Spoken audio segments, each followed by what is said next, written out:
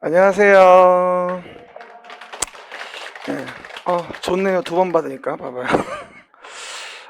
오늘은 우리가 뭐 다른 거 하는 거 아니고요. 그냥 뭐 간단하게 꽈락 탈출하려고 하는 거예요. 뭐라고요? 꽈락 탈출. 그래서 맨날 하던 건데 우리가 뭐 의미를 부여하자면 마지막 때 가지고 뭐 뭘 봐야 할지 모르겠다 뭐 등등등 맨날 뭐 다들 잘하면서 엄살은 하여튼 간에 그죠? 맨날 잘하면서 말이야. 그런 분들이 많아요. 그래서 우리가 마지막에는 항상 뭐 지푸라기도 잡고 싶은 심정으로다가 뭐 이렇게 내용은 많은데 할 거는 많고 시간은 없어가지고 많이 힘드시잖아요. 그래서 이제 조금만 이제 힘이라도 되드리려고 그냥 요약집 우리 그림책에서 맨날 보는 것 중에서 중요한 것만 또 다시 모아가지고 간단하게 이제 한 4시간 정도만 하려고 하는 거예요. 오랜 시간 하는 건 아니고요. 뭐 어떤 분이 뭐 어제 그제도 물어보더라고요. 아, 오후까지 하나 봐요. 아니요. 뭐라고요? 무료잖아요. 그죠? 오래 할 수는 없고요. 농담이고. 유료가 문제가 아니라 오래 하는 게 좋은 건 아니에요. 지금은 어쨌든 간에 빨랑빨랑 끝나고 여러분이 자습할 수 있는 기회가 생겨야 되는 부분이니까.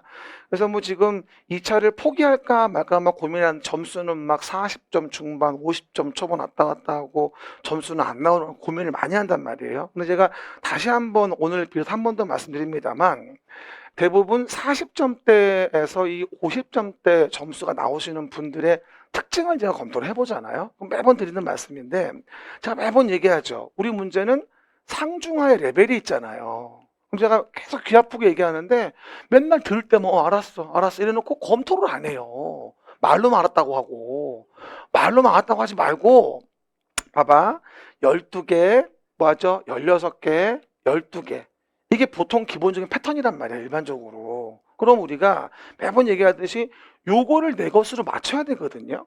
그죠? 근데 자꾸 이걸 맞추냐 못 맞추냐 확인을 해보려고 내가 얘기를 하잖아요. 요번에 9월 모의고사 보죠? 조만간 또. 그러면 모의고사 보고 나서 꼭 확인을 해봐야 돼요. 그래서 내가 이 학급 문제 12개 중에서 과연 몇 개 맞췄는가 이걸 검토를 해봐야 돼요. 저는 개인적으로 요 12개는 다 맞춰야 한다고 봅니다. 그렇죠? 다 맞추고 나서 여기서 반가에만 해도 얼마 8개 아니에요. 그럼 더하면 몇 개? 20개잖아. 그러면 50점이 어떻게 안 나오냐고 이게 상식적으로 말이 안 되는 소리지. 그러면 50점 나오고 나머지 모르는 거 한 번호 없는 번호 골랐지. 그러면 4개 건져서 더하기 4. 그러면 60점. 아, 그렇잖아. 딱 맞잖아, 이거. 내 문제 하니까. 그러면 10점 더한 60 아니겠습니까? 그럼 당연히 60이 맞는 건데 이게 안 나온다 이상한 거지. 그래서 다시 얘기합니다만 학급 문제에 요 12개를 맞추도록 계속 애를 쓰는 게 포인트라 보는 거고 오늘 어떻게 본다면 꽉 탈출 이거 얘기하는 거야 지금. 학급 문제 이거 맞추자는 거야 적어도. 그리고 이거 나와야 우리가 적어도 50점 맞을 수 있는 거고 몇 개 건지면 50점 중후반이 나올 수 있다는 거고 운 좋으면 70이 나올 수도 있는 거야. 그렇죠? 그런 얘기들. 그러니까 항상 시험 보고 나서 이 학급을 확인해 보란 말이에요. 아마 이걸 틀렸을 거예요. 대부분 절반 이상 틀렸을 겁니다. 그리고 왜 상은 뭐하러 맞춰 쓸데없이 그 안 맞춰도 돼. 그렇죠? 꼭 이상하게 찍으면 맞는다 그런 게 또 신기하게 그렇죠? 그럴 필요 없어. 그래서 항상 얘기하듯이 학급 레벨 잘 보시는 게 좋고요. 그리고 마지막에는 제가 지금 드렸지만 반복해 보시면 되고 본인이 원래 보던 자료 있을 거 아니에요. 그걸 계속 보는 게 맞긴 맞아요. 맞는데 이제 영 급할 때 빨리 볼 때는 이것도 괜찮다 이 얘기인 거니까 부담 갖지 마시고요. 그리고 뭐 지금 전체 페이지 몇 페이지냐면은 28페이지예요. 뒤에까지 보면은요. 그러니까 1시간에 7페이지 보면 돼요. 4, 7에 28. 구구단을 외자 4, 7에 28. 그래서 7페이지씩만 딱딱딱 지나가면 되는 거거든요. 그리고 제가 작년도도 시험 나오고 확인을 해봤는데 여기서 16개는 충분히 나와요. 아무리 안 나와도. 그래서 정확히만 하시면 돼. 정확히만. 그리고 요거라도 정확히 외우시고 그리고 나머지 내용들은 추가해서 보는 자료 보시면서 확인해 보시면 되겠어요. 너무 염려하지 마시고요. 다 될 거예요. 이 명절 때 고향 안 가고 이쪽으로 고향 삼아 오신 분들이 여러분들이잖아요 지금. 그죠? 아침에 오면 그런 생각이 들더라고. 내가 오늘 내가 장모의 마음으로 그죠? 여러분 학원을 가야 되겠다. 고향도 못 가고 이제 고향 삼아 왔는데 그렇지 않습니까? 그런 느낌이 들었어요. 장인 삼아 그죠? 여러분 얘기. 근데 가끔 아줌마로 빙의를 해가지고 그 정도. 그럼 내용에서요 뭐라고 나와요? 꽈락 없는 세상이 진정 합격을 위한 세상입니다. 라고 설명을 드리게 되죠. 그래서 우리가 꽈락 없는 세상을 좀 누리고 싶어요. 그렇죠? 근데 생각보다는 그거 아세요? 공법에서 꽝 나오는 분이 별로 없어요. 생각보다. 그렇죠? 정작 꽝 나오는 과목이 뭔지 알아요? 한번 맞춰봐. 공시법이에요. 그렇죠? 공법이 꽝 나오는 경우는 거의 없습니다. 대부분들 공법은 중요하다고 하니까 뭔가를 보긴 봐. 어쨌든 간에. 그러니까 꽈락은 안 나와. 근데 꼭 뭐다? 우습게 보다가 막판에 뒤통수 맞는 게 공시법이에요. 그래서 절대로 공시법을 우습게 보시면 안 돼요. 그래서 세법이나 특히 등기 있잖아요. 지적이야. 뭐 그냥 보면 되는 거고. 세법하고 등기 무시하시면 안 돼요. 마지막에 우리 병렬쌤이나 뭐다? 임기현쌤이나 뭐 송원쌤이나 잘 들으시면서 해당 내용들 마무리하시고 정리하셔야 돼요. 무시하지 말고 날짜 요일 지켜서 하셔야 돼요. 몰아서 하시면 안 되고. 요일 지켜요. 월화수목금토 데이 지키지 않으면 엉망돼요. 막판에 지금 이거 막 뭐 공법 필 받아가지고 며칠 하고 나면은요 나머지 아무것도 기억이 안 나. 그러니까 꼭 요일 지키는 까먹지 마시고요. 그렇죠. 마지막에 더 중요해요 그게. 그렇죠. 그런 얘기들 하라고 세상 바라고요. 그럼 이제 뭐가 나오냐면요 도시계획 등이다라는 게 첫 번째 나옵니다. 우리가 매번 강조한 내용들이 사실은요. 그래서 우리가 어떻게 할 거냐 보는 건데 우리 맨날 요거 도시계획 나올 때는 항상 뭐하죠? 우리 내용으로 봤을 때 국토계획법에 나오는 뭐 그림책 맨날 보면은요. 일단 국토의 계획 및 이용에 관한 법률을 또 얘기하지 않습니까? 안 펴도 돼. 그냥 봐. 그냥 보는 건데 뭐. 국토를 계획하자 이용을 규제하기 위해서라고 얘기를 합니다. 국토를 계획해요. 하지만 국토를 직접 계획하는 건 어려우니까 도시라는 걸 단위로 계획하자 이 얘기잖아요. 그럼 도시 단위로 계획을 해서 도시 기본 계획과 도시 관리 계획이 있는 거고 여러 도시에 걸려져 있는 계획이라고 한다면 기반시설 중 뭐라 불러 이걸 우리가 광역시설. 그러면 기반시설이라는 것을 도시관리계획으로 계획하여 결정하면 도시계획설인 거고 기반시설 중 광역적인 정비체계가 필요한 건 뭐다? 광역시설인 거예요. 항상 얘기하다시피 계획이 나오면 어디에 만드는지 봐야 돼요. 그럼 광역계획권에서 장기발전망을 제시하는 거면 광역도시의 계획인 거고 서울시라는 관할구역에서 도시에 대한 계획을 만드는 거가 바로 도시계획인 거예요. 어디 만드냐 봐야 되겠죠. 그리고 매번 얘기하듯이 도시계획은 종합계획에 되어지는 기본계획과 그리고 거기에 대한 관리계획으로 구체적으로 뭘 규제할지 등이 정해지게 되거든요. 그렇죠? 그리고 그 도시관리 계획에 대한 부분은 제가 항상 그림책에서도 12페이지에 말씀을 드립니다만 도시를 관리하기 위한 계획의 내용은 바로 이 12페이지가 제일 중요한 페이지가 되겠죠. 그래서 우리가 항상 뭐 도시계획 사업을 진행한다고 해서 도시계획에 뭐다? 뭐 시설 사업도 진행하고 뭐 개발 사업도 진행하고 정비 사업도 진행한다고 하잖아요. 도시를 관리하기 위한 계획으로 계획해서 이 사업을 하나하나 배우는 거라니까. 그리고 내용에서 이제 토지 이용 규제를 위해 가지고 뭐 용도 지역을 정한다, 지구를 정한다, 뭐 구역을 정한다. 이래 가지고 뭐 용도 지역은 도관 농자, 요 용도 지역 중복 안 돼. 맨날 외웠잖아. 도관 농자, 용도 지역 중복 안 돼. 자면 안 돼. 라고요. 오래 썼고. 지역의 제한을 강화, 완화하기 위해 지구를 정하는데 지구는 취재진의 보고에 의하면 경복궁에 화재가 발생했다고 그렇게 얘기했잖아. 불 10번은 났겠다 이제. 그렇죠 여러분? 그만 좀 외우고. 그리고 지역 지구만으로도 규제가 완성이 안 되면 그 제한을 강화, 완화하기 위해 용도구역을 정하는데 용도구역 정할 때는 뭐다? 제수시도 입이다라고 해서 5가지 용도구역을 얘기했어요. 그래서 우리가 항상 얘기하듯이 이와 같이 도시를 관리하기 위한 계획을 만들게 되고 또 서울시의 일부에 대해서 만드는 계획을 뭐라 한다 우리가 지구단위 계획이라고 하거든. 그래서 일부에 만드는 뭐다? 도시관리 계획은 지구단위 계획. 그래서 우리가 일부에 만드는 도시관리 계획은 지구단위 계획이니까 절차상으로 굉장히 뭐다? 간소하게 진행되는 경우가 많다. 지구단위 계획 특례가 많다. 이런 말씀을 드렸었거든요. 이런 내용 보시면 보는 거예요. 그럼 당연히 뭐가 되는데 첫 번째도 맨날 얘기하는 거 광역도시계획 관련된 것부터 여러 도시에 걸쳐 있다. 누가 광역계획권 정하고 누가 광역도시계획 만들겠는가라고 하는 겁니다. 그게 이제 오늘 완학탈출 자료의 첫 번째 내용 나와 있는 부분입니다. 첫 번째 봐봐요. 전 요번 시험 같은 경우 솔직히 얘기해서 광역계획권, 광역도시계획 나올 때 솔직히 올해는 좀 그래요. 작년도에 문제가 나왔었는데 그냥 올해는 좀 그렇긴 한데 기본 볼 때 제가 매번 얘기하죠. 이게 광역계획권을 정하는 걸 물어보는 건지 그리고 광역도시 계획을 만드는 걸 물어보는 건지 항상 광역계획권 나오고 광역도시계획 나올 때는 그걸 좀 조심을 하셔야 돼요. 아는 것 같지만 맨날 헷갈려요 이게. 그래서 보시는 바가 봐요. 일단 광역계획권 정해. 둘 이상 시도에 걸려 있어? 그럼 국토교통부 장관이 광역계획권 정해. 그죠? 그리고 광역계획권이 뭐야? 도에 관할 구역이 있어. 그럼 누가? 도지사가 광역계획권을 정해.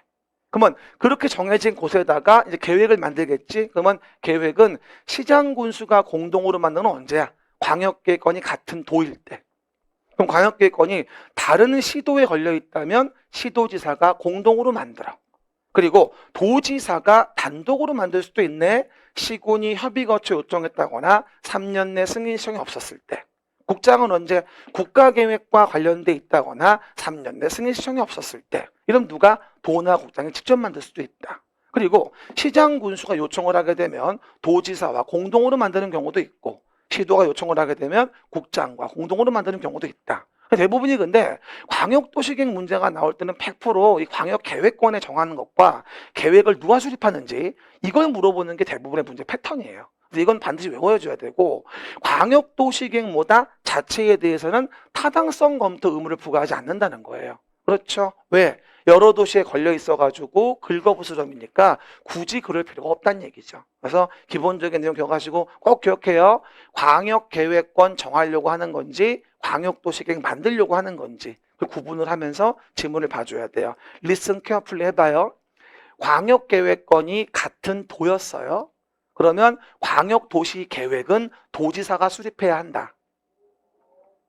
또 그러잖아. 이거 봐. 잘 들어보라니까 진짜 내가. 계세요. 봐봐요. 뭐라고요? 광역계획권이 같은 도야. 그럼 광역도시계획은 도지사가 수립해야 한다. 아니잖아. 이런 우리 지금 40일 남은 맞아야지. 혹시나 해서 물어봤더니 하늘이 무너지네. 이거 참 좋아 이거. 봐봐요. 그러니까 포인트가 이 광역계획권을 정하는 건지 광역도시 계획을 만드는 건지 문장을 잘 읽어야 돼. 안 그러면 되게 헷갈린다니까. 그렇죠? 꼭 명심하시고요. 그리고 전 이번에는 도시 기본계획 쪽이 저는 관심이 가요. 솔직히 둘 중에 하나만 고르면 전 기본계획이야. 올해 같은 경우는 스티커 붙이고요. 20개 기본계획. 그럼 기본계획은 서울시라는 관할구역에 대해 만드는 계획이기 때문에 당연히 5년마다 타당성 검토 조문이 있어요. 기본계획에 대한 부분에 대해서는요. 광역도시계획은 없지만 그럴 때 항상 얘기하듯이 이 도시 기본계획 나올 때는 아무래도 관리계획에 지침을 주는 게 기본계획이잖아요. 그리고 제가 항상 도시계획 나올 때 얘기하죠. 기본인지 관리인지를 꼭 구분하셔야 돼요. 한번 말해. 도시계획이 나오면 시작. 기본인지 관리인지 구분하자. 기본인지 관리인지 구분하자. 달라요 그게. 그러면 기본이면 지침을 주는 거라 복잡하지 않을 땐 안 만들어도 돼요. 그럼 어딜까? 조그만 시군. 특광, 특시, 특도 시군 중에 조그만 시군은 안 만들 수도 있다는 거거든요. 기본 계획이니까. 관리 계획은 제외가 안 돼요. 기본 계획이지. 그러면 수도권에 속하지 않아요. 그러면서 광역시와 경계를 같이 하지 않아요. 인구도 10만 명 이하가 안 돼. 동시만족이고. 그리고 광역도시계획 만들어진 곳에 뭐하죠? 당해시군이 전부가 포함되어 있고 내용이 모두가 포함되어 있다고 한다면 우린 뭐하러 기본계획 만들어요? 광역도시계획 따르면 되죠. 광역도시계획 만든 곳에 당해시군이 풍덩 들어가 있는 거란 말이야. 그렇죠? 명확하게 기본계획 수립제획 기억하시고요. 그리고 시장군수는 누구에게? 도지사에게 승인을 받고 협심승을 하겠지만 요거 주의할 거, 큰 도시는 다 큰 아들이 무슨 승인을 받아요? 도시 기본계획은 멘탈 잡는 거잖아요. 그러니까 당연히 뭐다? 기본계획에 대해서 큰 도시인 특광, 특시, 특도가 국장에게 승인을 받아야 할 이유는 없는 거죠. 알겠습니까? 굳이 말하면 뭐가 되죠? 그냥 협의 거쳐서 뭐하죠? 그냥 심의 거치고 확정한다. 협심하여 확정한다. 이렇게 얘기했었죠. 그렇죠? 큰 도시가 만들 때는. 그래서 우리가 이번엔 도시 기본계획에서 요거를 포커스로 한 문제가 나오지 않을까 싶긴 합니다. 그렇죠? 작년도 같은 경우는 뭐 광역도시계획, 도시기본계획, 도시관리계획 한 문제씩 문제가 나왔었는데 올해는 요 기본계획 수립지에 또 한 번 더 물어볼 때가 되지 않나 싶어요. 그래서 왼쪽에 확인해 보시고요. 오른쪽에 보시면 또 하나, 암기팁에서 매번 얘기하는 건데 어느 법에 어디를 가나 수립 기준은 항상 국토교통부 장관이 정해요. 그죠? 광역도시계획이건 도시기본계획이건 도시관리계획이건 지구단위 계획이건 다 뭐다? 수립기준은 국장에 정하고 항상 얘기하듯이 광역도시계획, 도시계획은 당연히 뭐가 돼요? 국가계획에 부합해야죠. 그렇지 않으면 뭐가 되고 국가계획이 앞서고 항상 아래에 있는 계획은 위에 있는 계획 부합하라고 하는 거죠. 그리고 관리계획에 대한 부분, 관리 동그라미하고 관리계획은 마찬가지 기본계획처럼 5년마다 타당성 검토하겠죠. 근데 이거 나올 때 제가 매번 얘기하듯이 100% 나올 수밖에 없는 게 뭐예요? 주민의 입안 제한이죠. 그렇죠? 이게 안 나온다는 건 말이 안 되는 거예요. 그래서 우리가 이번 특히나 또 하나가 바뀐 부분이 신설된 부분이 있어서 우리가 주민의 입안 제한 부분 관리 계획은 주민에게 영향을 미치니까 주민이 입안 제한할 수 있어요. 그리고 이해관계인 포함하고 전부 일부의 비용을 부담시킬 수 있죠. 그리고 매번 얘기하듯이 기지산에 올라서 대입을 보고서 제안합니다 이랬어요. 어떻게 했죠? 기지산에 올라 대입을 보고서 제안합니다.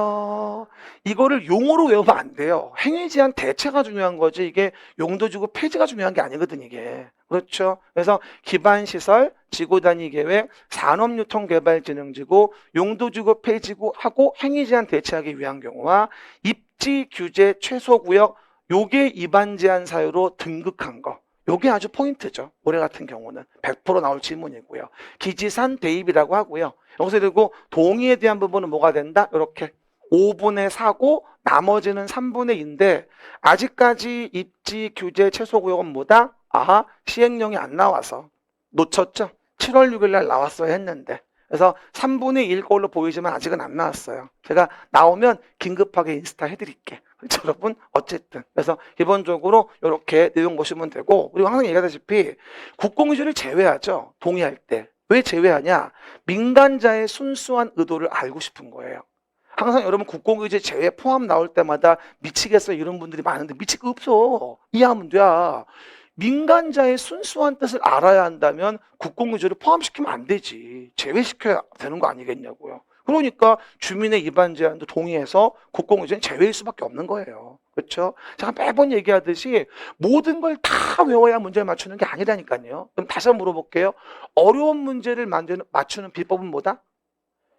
찍는 게 아니지. 왜 저러니? 아이고, 찍는 게 아니라 어려운 문제를 맞추는 비법은 뭐냐면 빈출되는 기출 부분을 가지고 정확히 알고 있으면 나머지 어려운 질문을 제껴낼 수 있단 말이에요. 그걸 알아서 맞추는 게 아니라 내가 빈출 정확한 부분을 중요한 부분을 안다면 나머지 어려운 거는 뭐다? 그걸 제끼면 답이니까 그렇게 답을 맞추는 거지 그 질문을 알아서 맞추는 게 아니에요. 거꾸로 하시면 안 된다니까.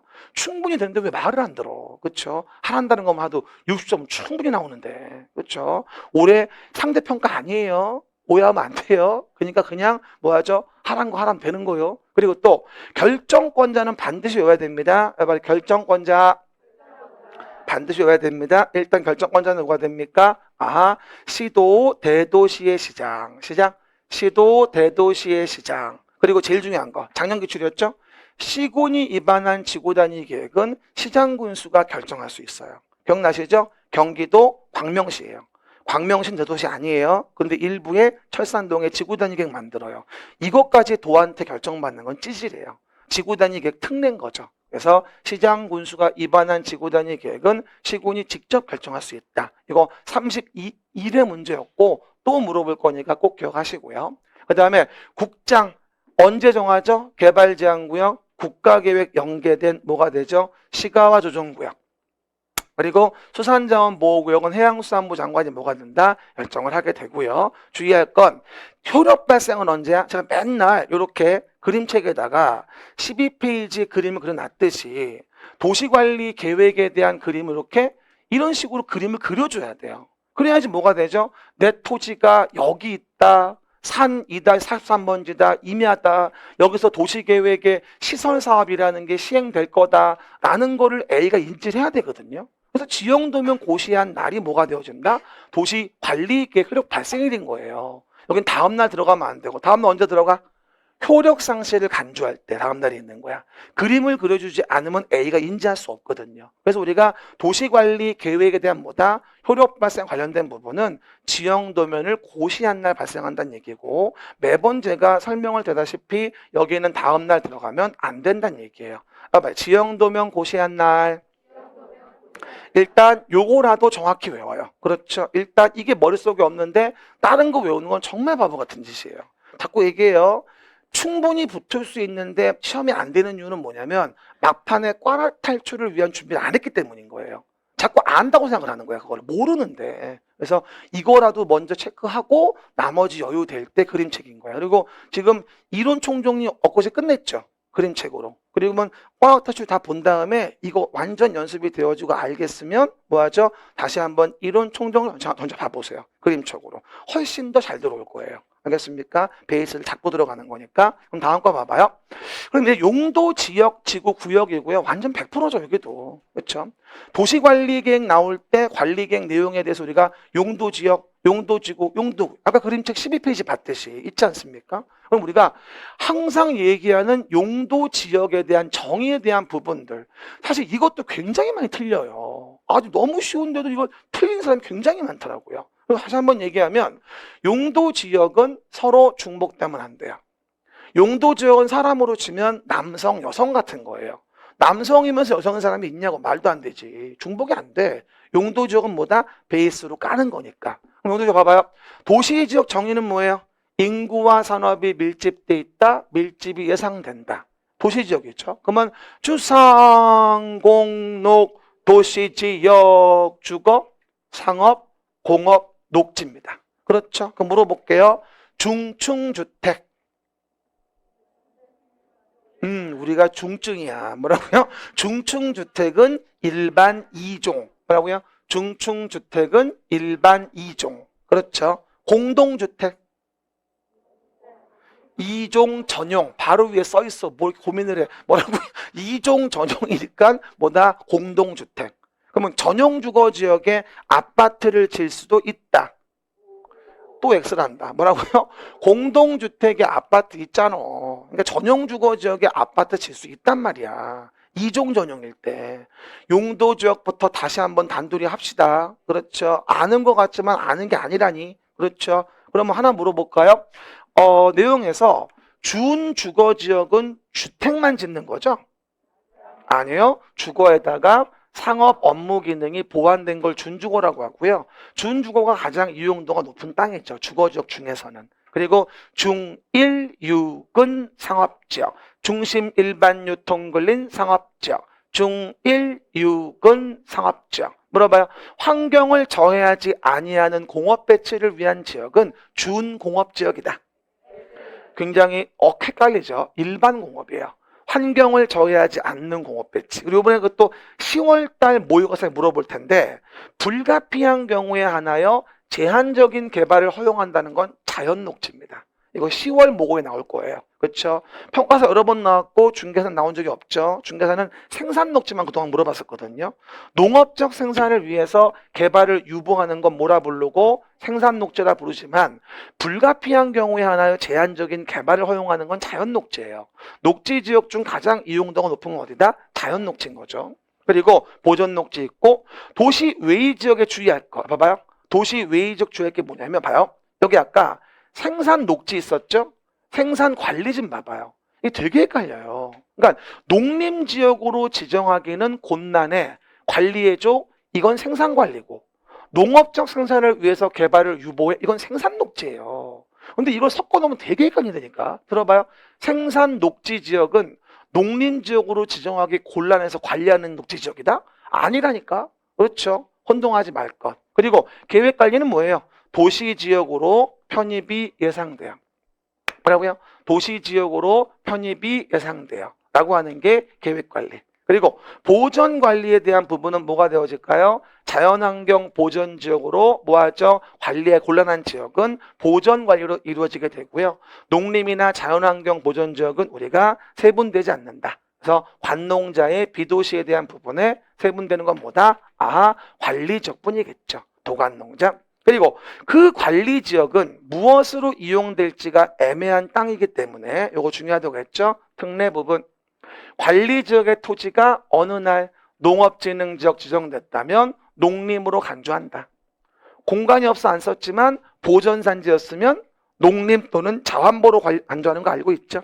그 얘기고. 그리고 다음은 뭐다? 도시지역으로 결정고시 된 것으로 본다. 이것도 10월 모국에 나올 거예요. 도시지역 결정고시 간주.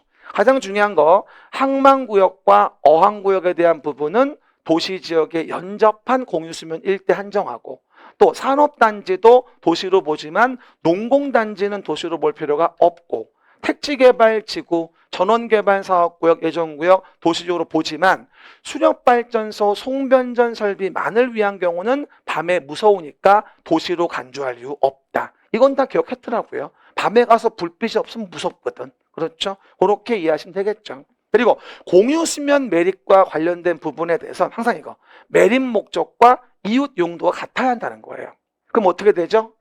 매립의 준공인가 이래 이웃 용도적으로 지정된 걸로 간주하고 하지만 고시는 또 따로 해줘야 된다. 이렇게 얘기하는 거죠. 그렇죠? 만약에 매립 목적과 이웃 용도가 다르면 어떻게 되죠? 그러면 원래대로 도시관리계획 만들어서 매립지 용도적 정해줘야 되겠죠. 그렇죠? 제가 표시한 대로 이렇게 동그라미 해놓고요. 그리고 매번 얘기하는 미지정 미세분지역 특례다. 가장 센 거. 용도지역이 도관농자로 아예 지정이 안 됐다면 자연환경 보전적 제한을 적용하고 또 도시지역은 지정됐는데 세분이 안 됐으면 보전녹지지역의 제한을 관리지역 지정됐는데 세분이 안 됐으면 보전관리지역의 제한을 적용하는구나. 미지정 미세분은 언제든지 물어보는 거니까 반드시 필수로 외워줘야 되고요. 그리고 나서 이번 시험 100% 물어볼 거 뭘까? 당연히 건폐용적률. 이거 모르는 분 아무도 없는데 말이죠. 맞추는 분은 반밖에 안 돼요. 생각보다 많이 못 맞춰요 이거. 안다고 생각하고 맨날 무시하는 거야. 그러면 봐봐. 도시지역에 대한 부분은 뭐다? 건폐율은 상한만 존재하겠지. 건폐율은 상한만 있지만 용적률은 상한도 있고 뭐도 있다? 하한도 있다는 사실을 꼭 기억하셔야 돼요. 그쵸? 그럼 우리 건폐율부터 외워볼까요? 시작. 6657 한번 써봐. 그러면 이게 무슨 순서야? 제가 맞춰놓은 거야 여기에다가 6657 맞춰놓은 거야. 잘했지. 뭐라고요? 그래서 556657이야. 그리고 9887 시작. 9887 상업지역 7은 아까 했잖아. 준주거에서. 그 다음에 공업은 뭐가 된다? 전체가 777. 녹지는 전체가 투투투. 도시위지역은 4투투 투투가 되어집니다. 그래서 계획관리만 40인 거고 나머지는 다 20이 되어지겠죠. 건폐율 모르는 분은 난 설마 없다고 봅니다. 그렇죠? 설마. 그래서 요번에는 건폐율보다는 솔직히 뭐다? 저는 용적률로 봐요. 매번 제가 강의할 때 설명드렸습니다만 올해는 용적률이고요. 특히나 하한이 포인트예요. 그렇죠? 용적률의 하한은 반드시 기억합니다. 그럼 봐봐요. 일단 전용주거와 관련된 부분의 하한은 일단 50%부터 시작입니다. 일종 전용. 조금 그렇지? 50에서 100, 50에서 150. 됐죠?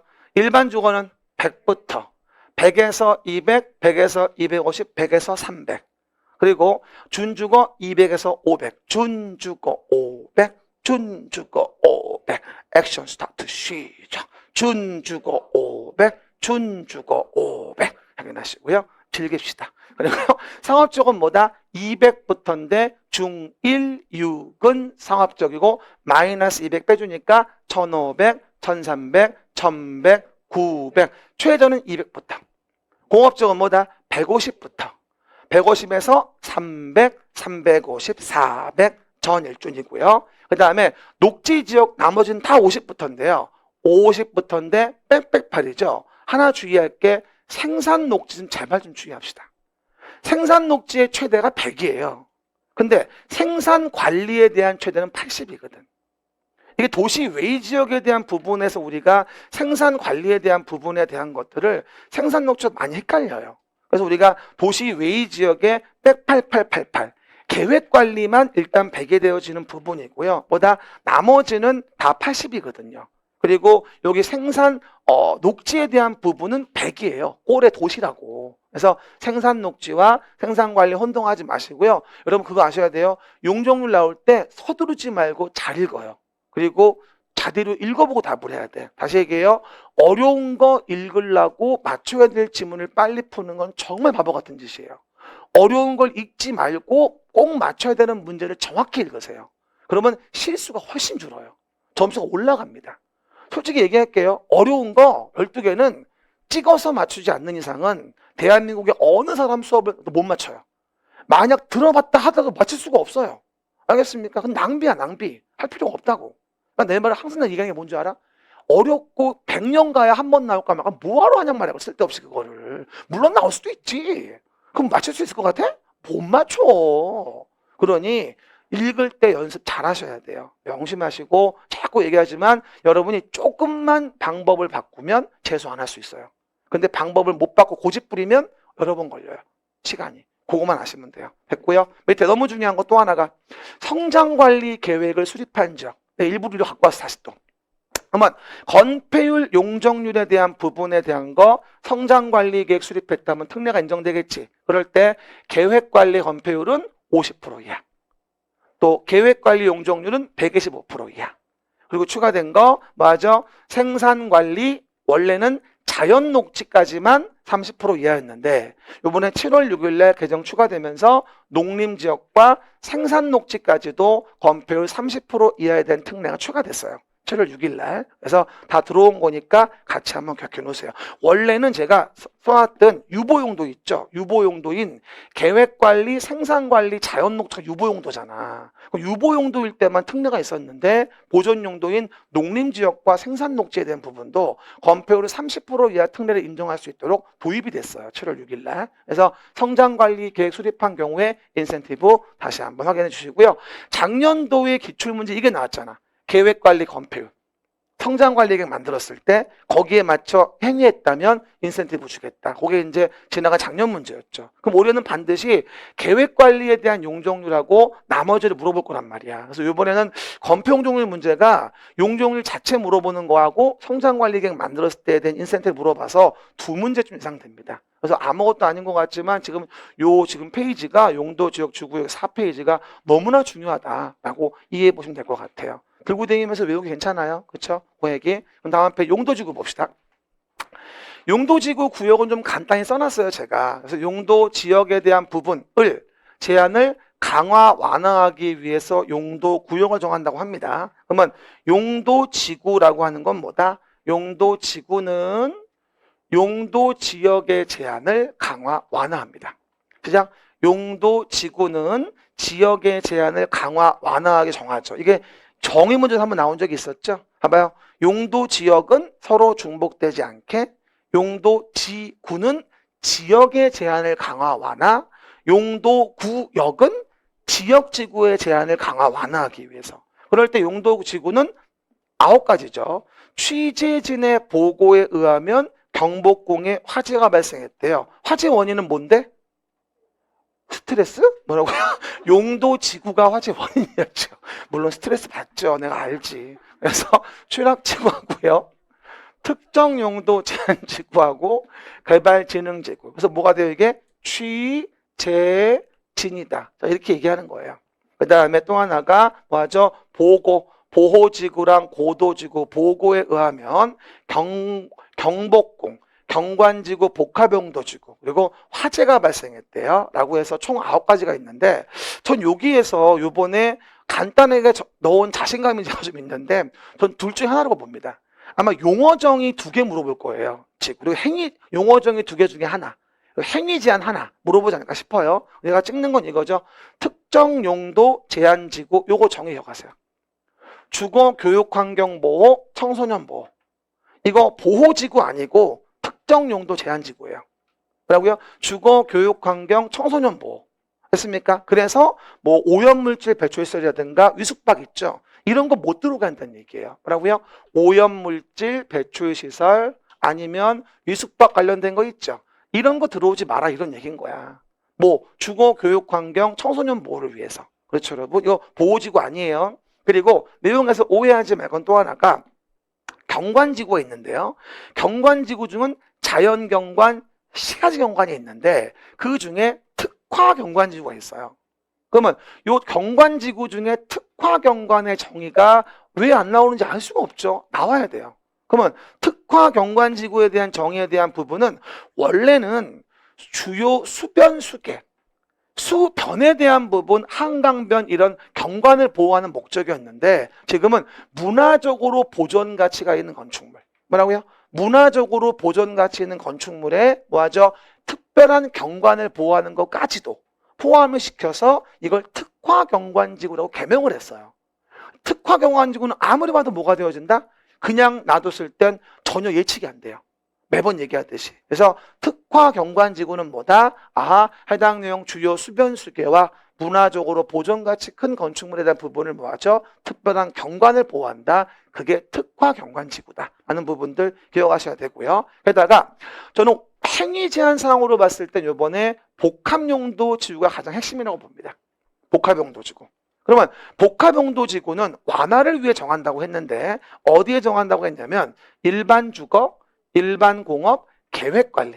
시작. 일반 주거, 일반 공업, 계획관리 지역의 복합용도지구를 완화하려고 정한다고 설명을 드렸었어요. 근데 주의할 건 뭐냐면 이거죠. 뭐냐면 일반 주거 지역에 복합용도지구 들어오면 준주거의 행위 등을 허용할 수 있어요. 한번 29에 나왔던 건 뭐다? 장례설 등은 안 된다고 했어요. 이해 갑니까? 뭐라고요? 장례설 등은 안 된다. 제가 뭐 안마실소, 장례설 같은 거 안 된다. 이렇게 얘기했었잖아요. 등등. 그렇죠? 그 얘기들. 그리고 주의할 거. 저는 이번에 가장 중요한 건 이거로 봅니다. 일반 공업지역에 복합용도지구 지정되면 준공업지역의 행위를 허용해 주겠다. 하지만 안오주만은 아니데마. 시작. 안오주만은 아니데마. 꼭 기억하세요. 난 이거 같아. 그래서 일반 공업지역에 뭐하죠? 복합용도지구 지정되면 준공업의 행위를 일부 허용할 수 있지만 아파트, 노유자 시설, 단란주점, 안마시술소 이건 안 된다는 거예요. 알겠습니까? 특히 아파트 안 된다는 거에 사활을 걸어야 됩니다. 아파트. 물어볼게요. 일반 공업지역에 복합용도지구 정하면 준공업에서 허용하는 아파트를 건축할 수 있다. 이래서 X이지 않을까. 난 느낌이 들어. 그게 내가 시그널 여러 번 보냈으니까 아마 출제가 됐을 것으로 보여. 뭐 안 나오면 내년에 또 나온다고 해야지. 어쨌든. 그리고 계획관리 지역에 대한 부분에 복합용도지구를 정하면 여기는 원래 안 되지만 위, 숙, 식, 단이라는 걸 허용해요. 뭐라고요? 위락시설 중에서는 뭔지 알죠? 유원시설업. 뭐라고요? 위락시설 중에서 뭘 얘기한다? 유원시설업. 놀이공원 같은 거. 유원시설업 한정하는 것이고 숙박, 음식점, 판매시설 같은 걸 계획관리에 저기 허용하겠다는 얘기입니다. 그리고 뭐 자연취락지구는 워낙 많이 나오는 거라 여러분이 뭐 스스로 알아서 보겠지만 작년도에 또 나왔잖아 이거. 자연취락지구. 녹반농자의 취락을 정비하는 건 자연취락. 개발제한구역의 뭐다? 취락정비는 집단취락이라 취락지구는 언제 나와도 이상하지 않아요. 작년도에는 자연취락지구 행위제한도 물어봤잖아. 뭐 되는 거 안 되는 거. 물론 장례설이 안 돼 답이었지만 거기서도. 장례설은 문제 나올 때 웬만하면 다 안 돼. 일반 취지가. 물론 다 그런 건 아닌데 물어보는 문제 취지가. 그렇죠. 어쨌든. 근데 저는 올해는 복합용도지구로 봐요. 전 개인적으로. 뭘로? 복합용도지구. 알겠습니까? 내가 몇 개 찍어준 거야. 그렇죠. 뭐라고요? 여기에 용도지구 중에서 특정 용도 제한지구, 그 다음에 특화경관지구 정의 물어보는 거, 그 다음에 행위 제한은 복합용도지구와 관련된 부분에서 특히나 일반 공업 관련된 거. 그렇죠? 이게 핵심이라 보여진다라고 해당 내용 정리해 보시면 되겠죠. 그러면 용도구역 갑시다. everybody. 용도구역. 용도구역을 정할 때는 뭐라고 했어요? 재수시도 입이에요. 재수시도 입이다. 옛날에 그 우리 카페 회원 중에 재수시도 입이라는 그 회원님이 계셨는데 아이디가 그렇죠 여러분 대구 분이셨는데 높은 점수를 합격하셨어요. 재수시도 입이다 그분 말이죠. 그리고 매번 이제 감사한 글들 많이 올려주시더라고요. 저는 그래요. 여러분 뭐 합격을 기원하고요. 합격하시면 딴 거 필요 없고 그냥 좋은 말 한마디만 적어주세요. 아 뚱땡이 걔가 생각보다 진실하더라 뭐 이러면서 지금은 뚱뚱하지도 않지만 어쨌든 간에 어쨌든 그래서 용도고요. 요즘에 그런 불만을 많이 하더라고요. 아우 쌤은 살 빠져 좋겠지만은 우리는 재미가 없네요 이러면서 놀려 먹을 게 없어요 이러더라고요. 그러면 용도구역과 관련된 부분은 뭐다? 지역 지구의 제한을 강화 완화하자. 이게 용도구역이야.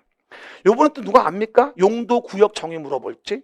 지역 지구의 제한을 강화 완화하는 걸 구역이라고 합니다. 용도 지역 서로 중복되지 않게 지역의 제한을 강화 완화하기 위해 지구를 정하고 지역 지구의 제한을 강화 완화하기 위해 구역을 정한다. 알겠습니까? 2차 옵션이라고 이해하시면 돼요.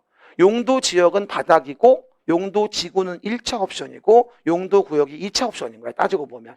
내 말 뜻 아시겠죠? 그러면 용도 구역 중 개발 제한 구역 뭐 하죠? 국장이 정하고 개특법 준용하죠. 그리고 하나 주의할 건 뭐냐면 주요 목적은 보안상 개발 제한인 거 알고 있죠? 보안상 개발 제한. 가끔 가다가 보안상 개발 제한을 시가와 조정구역 물어보는 경우도 많거든. 그거 주의하셔야 되고. 알겠습니까? 수산자원보호구역은 해양수산부 장관. 시작. 해양수산부 장관이고 수산자원관리법이 따로 있죠. 그리고 시가와 조정구역은 시도가 정하는데 국가계획과 연계됐다면 국장이 이를 정하게 되겠죠. 그리고 오해하지 말 건 시가와 조정구역은 다른 용도구역과는 달리 기간이 있어요. 5년 이상 20년 이내. 그리고 그 기간도 도시관리계획으로 정해요. 그렇죠? 개발제한구역은 유보기간이 5년 이상 20년 이내이다. X 시가와 조정구역이. 그리고 시가와 조정구역에서는 뭐 했어요? 도시계획의 사업은 무조건 못하죠. 어떤 분들이 분류인이 뭐예요? 불가피, 요청, 인정시. 뭐라고요? 불가피, 요청, 인정시. 뭐 제 수업 들은 분들은 아실 거야. 그렇죠, 여러분? 그러면 여기에 뭐다? 한정해서. 써봐봐. 한정이라고.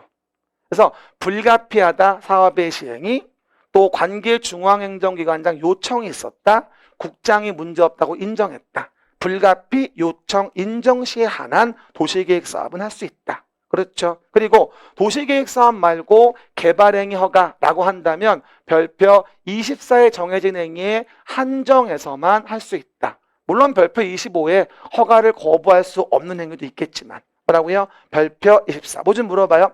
시가와 조정구역에서의 개발행위는 도시계획사업 외의 행위로 절대 할 수 없다. X 별표 24에 정해진 것에 한정해선 가능하다. 굉장히 시가와 조정구역 안에서의 행위 제한은 제한적이라고 이해하시면 돼요. 그래서 어떻게 본다면 시가와 조정구역 행위 제한이 굉장히 심합니다. 그러니까 시가와 조정구역은 뭐라 했어요? 기존에 착수한 자도 3개월 내에 신고해야 기존 행위를 계속할 수 있다고 했잖아요. 물론 다 얘기하면 수시는 3개월 내 신고겠지만. 알겠습니까? 왜 얘기도 앞에서 아까 얘기 안 했네. 그리고 요번에 100% 물어볼 게 뭘까? 입지 규제 최소 구역인 거고, 그 다음에 도시 자연공원 구역은 뭐 도시민에게 건전한 여가휴식 공간을 제공하기 위해서 시도 대장에 정하고 도시공원 녹지 등에 관한 법률에 의하겠죠. 행위 제한은 도녹법, 도시공원 녹지 등에 관한 법률. 원래 보던 그런 책이 다 있어요. 간단히 봐요. 그리고 요번에 입지 규제 최소 구역은 완전 100%로 기출될 것으로 보이는데 특히나 결정권자가 정한다는 건 특이합니다. 이게 원래는 국장이 한다고 했다가 시도 대장으로 부축으로 간다고 했다가 다시 개정이 된 거야. 결정권자가. 그러면 결정권자가 정한다는 무슨 말이야? 시도 대장이 하는데 국장이 직접 위반했다면 국장이 직접 결정할 수도 있다는 거잖아, 사실은. 그래서 이게 결정권자가 된 거고, 그리고 입특을 간주한다고 해서 입지규제 최소구역 정해지면 건축법의 특별건축구역 지정을 간주한다고 하지.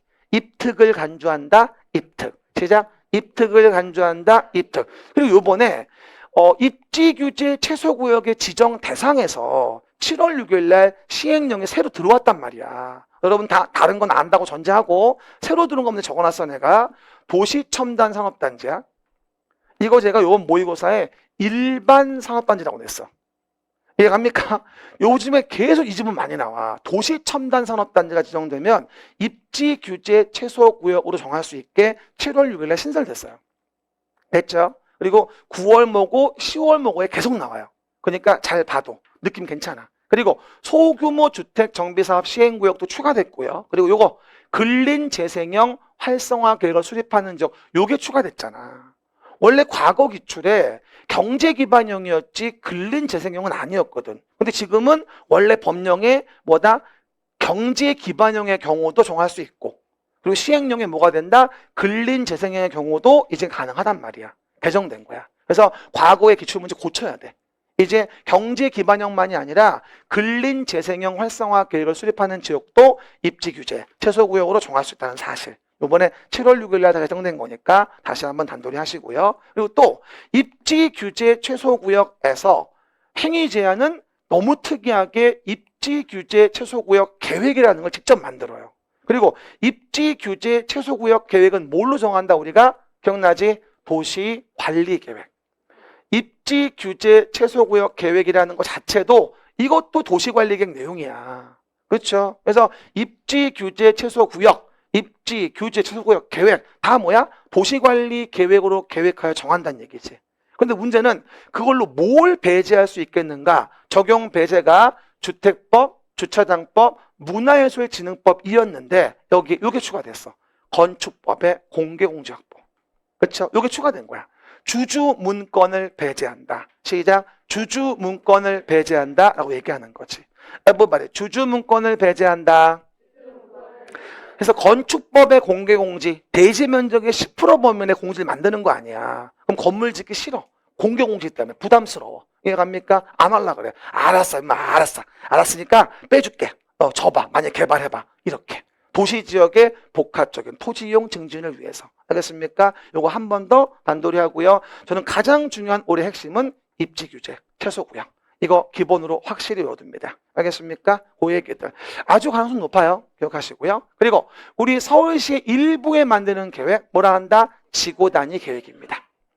관할 구역의 일부에 만든다. 봐봅시다. 항상 제가 요거 설명할 때마다 이런 말씀을 드려요. 요렇게 서울시란 동네가 있다. 그럼 서울시장이 도시를 관리하기 위해서 도시관리 계획이라는 걸 만들게 되고, 그리고 도시관리 계획으로 이렇게 서울시 일부라는 동네에다가 사업이 이루어지는 곳에 도시관리 계획을 만들자. 그게 뭐예요? 지구 단위 계획인 거죠. 그래서 원래 노후불량한 건물이 모여있는 곳이 있었고 여기에서 도로도 엉망진창이었는데 서울시 일부 강남이란 동네 재개발 재건축이 이루어지면서 요 서울시 요 동네를 구체적으로 계획하고 싶었던 거야. 일부에 대해서. 그럼 지구 단위 계획을 만들기 위해서 지구 단위 계획의 구역을 정해서 섹터를 잡아주고 여기를 사업을 시행한 다음에 좀 확대해 보면 이렇게 새로운 단지와 시가지를 만들어서 아름답게 정리를 하는 거야. 뭘 만들어서? 지구 단위 계획을 만들어서. 그러면 정비 사업이 이루어지기 전의 동네가 이렇게 엉망진창이었는데 이랬던 동네가 따라라라따 뽀사시하게 바뀌어요. 지금 근분 뿌리는 중이에요. 뭐라고요? 뽀사시하게 바뀌어요. 이게 지구 단위 계획이에요. 그러면 지구 단위 계획은 왜 만드는 거냐? 지구 단위 계획구역은 왜 정하는 거냐? 계획을 만들기 위해서 섹터를 잡아주는 거예요. 그러니까 얘는 용도구역이 아니야. 용도구역은 지역 지구의 제한을 강화, 완화하는 게 용도구역인 거고 지구 단위 계획구역은 지구 단위 계획을 만들기 위한 지역적인 범주를 잡아주는 거란 말이야. 다르지 느낌이. 알겠습니까? 그래서 지구 단위 계획 만들고 이제 뭐야? 사업의 착수가 이루어지게 되는데 올해 100% 나올 얘기 뭔지 알지? 하도 얘기해서 이제 귀에 딱지 않겠지? 100% 나올 얘기. 구역 정했는데 3년 되도록 지구 단위 계획이 없어. 다음날 구역은 잃어. 기억나지? 계획을 만들었어. 주민이 입안을 제안을 해서. 그런데 5년 지나도록 사업 착수를 안 했어. 됐습니까? 그러면 지구 단위 계획은 다음날 잃겠지. 그래서 어디부터 어디까지인지를 꼭 확인해 보시면서 라인 잡아줘야 됩니다. 그러면 이제 오른쪽에 위에 볼까요? 지구 단위 계획에 대한 부분에서 본다면 그러면 지구 단위 계획 구역은 3가지가 있는 거야. 지구 단위 계획 구역은 일단 지정할 수 있다의 섹터가 하나 있고 하여야 한다가 있고 도시 지역의 외의 지역에 대하여 지정하려는 경우 3가지가 나와요. 법에. 그렇죠? 일단 할 수 있다. 뭐였어? 용도지구, 도시개발구역, 정비구역, 택지개발지구, 도정택. 그 다음에 대지, 조성사업지구, 산업단지, 관광특구, 대산관. 그리고 뭐하죠? 해당 내용의 개도시 공원에서 해제. 시작. 개도시 공원에서 해제. 그리고 녹지를 주상공 변경 등. 그리고 등자는 좀 오늘 내가 안 넣었는데 잠깐만 부기해 보시면 역세권, 복합용도 개발형. 뭐라고요? 역세권 복합용도 개발형. 요번에 그 정부가 뭐 고밀 개발한다고 역세권 주변에 지구 단위 계획을 정하는 거에 대해서 역세권 복합용도 개발형이라는 말을 새로 도입했거든요. 뭐라고요? 역세권 일대. 뭐 3개 이상 노선교차, 대중교통 결절지 1km 이내 그거 얘기하는 거야. 알겠습니까? 이런 동네에 지구 단위 계획구역 정할 수 있고, 그리고 여중에서 항상 얘기하는 거 꼭 지정을 하여야 하는 건 외워줘야 돼. 어쨌건 외워줘야 돼, 이거는. 알겠습니까? 뭐가? 정태가 사업이 끝나고 10년이 지났다. 정태가 지정해야 한다. 정태가 눈 떠봐봐. 봐봐요. 그래서 보시고. 근데 오늘은 앉아. 오, 뭐 이제 발등에 불이 떨어진 거야. 이제 떨어졌어, 이제. 봐봐요. 아직 안 늦었어. 됐고, 이제 좀 있어봐야지. 봐봐. 그러면 30만 이상이다. 시가와 조정구역과 공원에서 해제가 되는 게. 녹지를 주상공 변경한다. 그러면 30만 이상이면 하여야 하는구나. 어쨌든 지정해야 한다는 외워주고요. 그 다음에 도시지역의 외의 지역에 대해서도 지구단위 계획구역 정할 수 있는데, 거기가 뭐가 돼? 계획관리지역이면 계획관리지역이 100분의 50 이상이죠. 그리고 아파트 연립에 건설계획 포함되어 있다면 30만 이상이죠. 그리고 도시 외의 지역은 지구단위 계획이어도 오로지 아파트 연립이 되는 건 계획관리밖에 없어요. 나머지의 개발진흥지구는 계획관리가 아닌 이상 아파트 연립은 허용하지 않습니다. 그렇죠. 당연히. 그리고 뭐 이런 거 만들려면 기반시설 설치 가능해야 되고 환경에 위에 안 줘야 되는 건 뻔한 얘기고 그런 것들은. 그렇죠. 그리고 개발진흥지구에 대한 부분에도 도시 외의 지역에 있을 때 지구 단위 계획을 정할 수 있긴 한데, 복잡하게 얘기하지 말고 도시 외의 지역의 개발진흥지구이면 지구 단위 계획을 정할 때 바닥이 계획관리면 무조건 맞아. 그거라도 외워. 그리고 관광휴양개발진흥지구 나오면 무조건 맞아. 그냥 외워. 그렇게 복잡할 필요 없어. 뭐라고요? 개발진흥지구가 도시 외의 지역에 있는데 그 개발진흥지구의 지구단위 계획구역 정하려고 하는 거야. 그럼 뭐라고 이해하자고? 그냥 바닥이 계획관리면 무조건 맞는 거고, 뭐라고요? 관광휴양개발진흥지구 무조건 맞는 거야. 한번 물어볼게. 계획관리지역에 주거개발진흥지구 있었어. 지구단위 계획구역 정할 수 있다. 오, 뭘 또 X야. 계획관리면 다 맞는 거래. 금방 얘기했잖아. 진짜로. 일부러 그러는 거지. 다시 얘기해. 계획관리지역에 관광휴양개발진흥지구야. 무조건 맞는 거야. 자연환경보전지역에 관광휴양개발진흥지구야. 무조건 맞는 거라니까. 계획관리지역에 산업유통개발진흥지구야. 무조건 맞는 거야. 계획관리니까.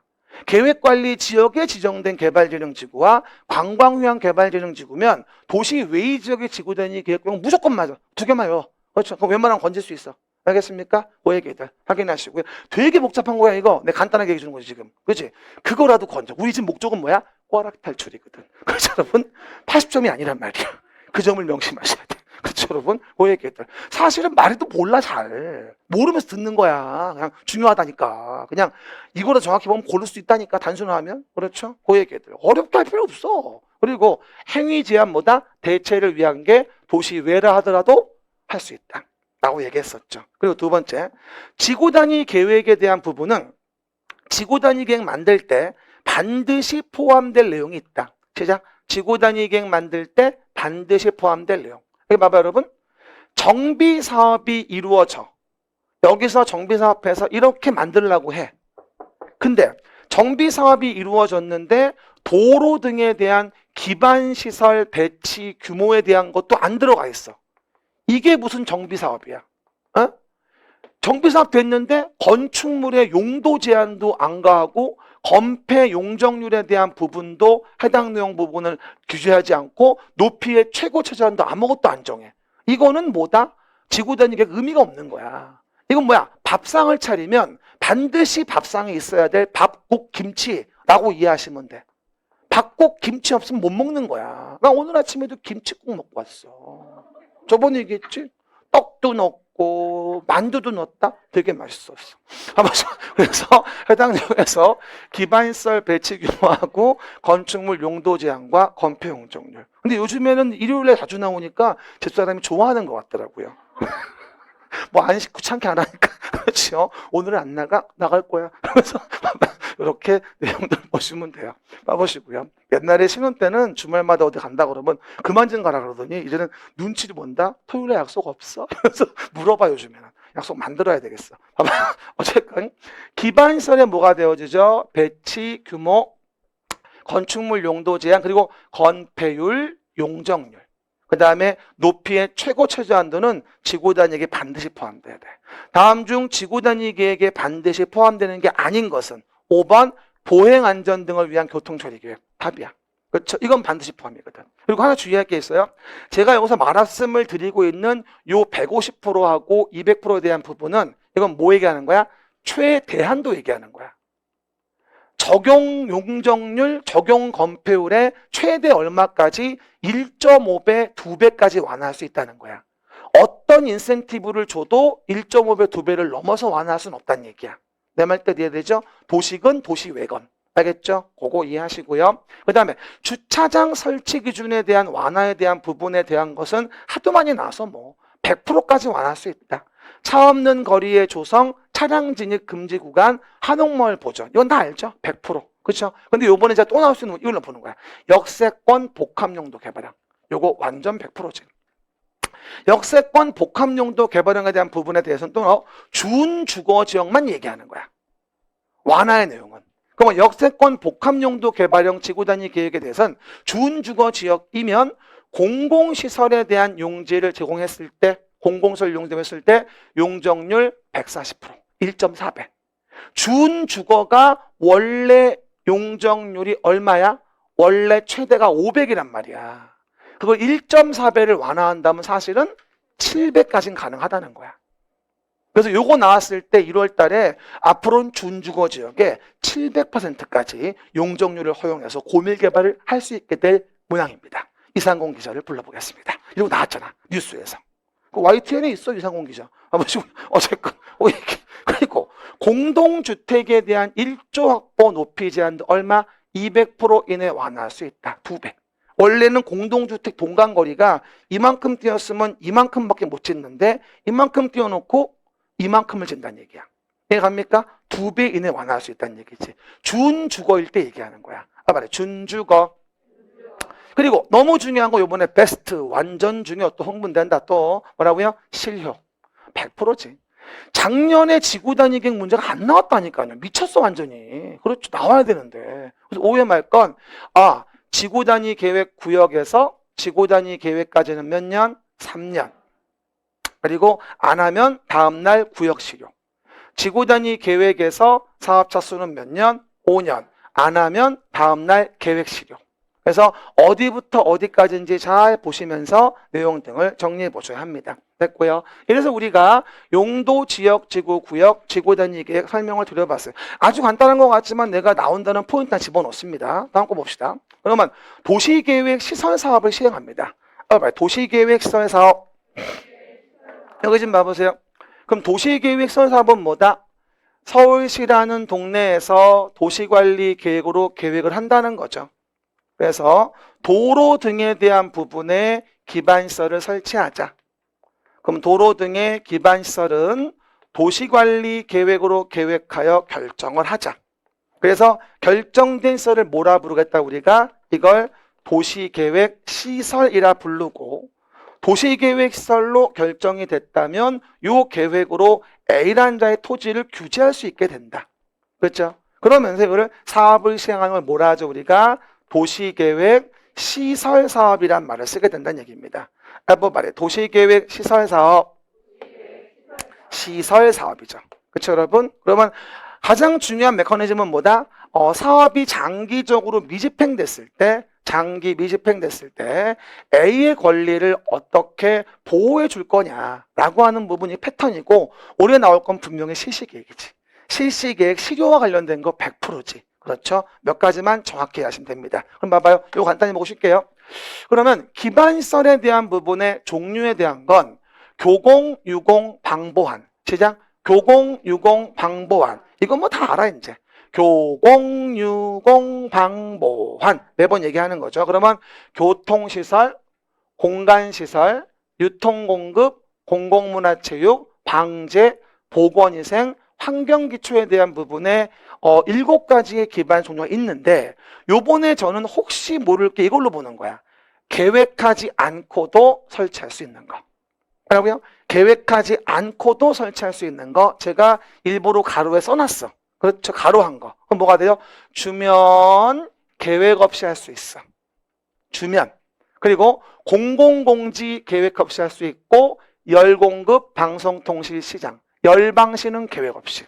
그리고 공공문화체육시설은 학교 빼고는 다 계획 없이 해. 학교 빼고는. 대표적으로 공연사. 그렇죠? 공공청사, 연구시설, 사회복지시설 등. 그러니까 공공문화체육시설은 학교 말고는 다 계획 없이 할 수 있어.